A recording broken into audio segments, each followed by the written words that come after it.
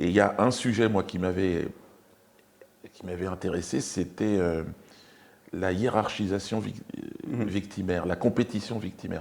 J'ai trouvé que c'était, non seulement c'était indécent, ça n'était pas juste et que c'était risible. C'est-à-dire que dans les écoles françaises, on met la Seconde Guerre mondiale comme étant l'événement le plus terrible, le plus insupportable, alors que quand on est africain, noir, afrodescendant, on sait très bien qu'il y a eu des horreurs. Malheureusement, personne ne peut s'approprier la souffrance humaine. Elle est partout. Et aujourd'hui encore, je veux dire, c'est pas un noir ou un blanc qui va aller nous dire ouais, j'ai plus souffert. Non, personne n'a plus souffert que personne.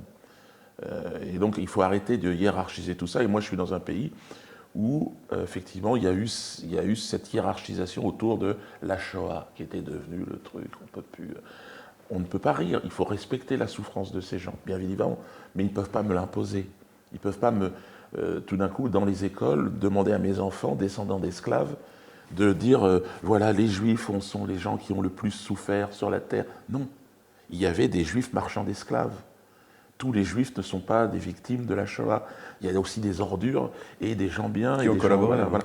Il y a de tout, partout. Et il y a autant de connards chez les Noirs que chez les Juifs.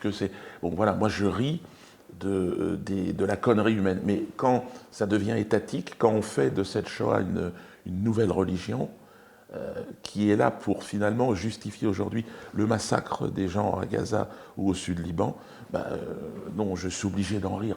Il y a des gens qui vont prendre leur mitraillette et qui vont... Moi, c'est pas ma façon de m'exprimer. Moi, c'est la façon de rire. Je trouve les entrepreneurs de la Shoah ridicules, vulgaires, pornographiques.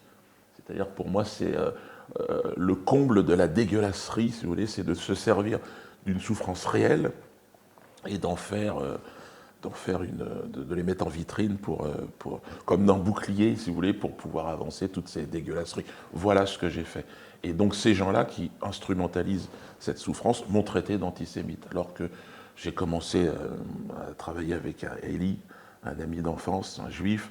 On a fait des sketchs là-dessus que jamais dans l'histoire, l'Afrique, les Antilles, les Noirs n'ont eu de problème, si ce n'est que de subir, évidemment,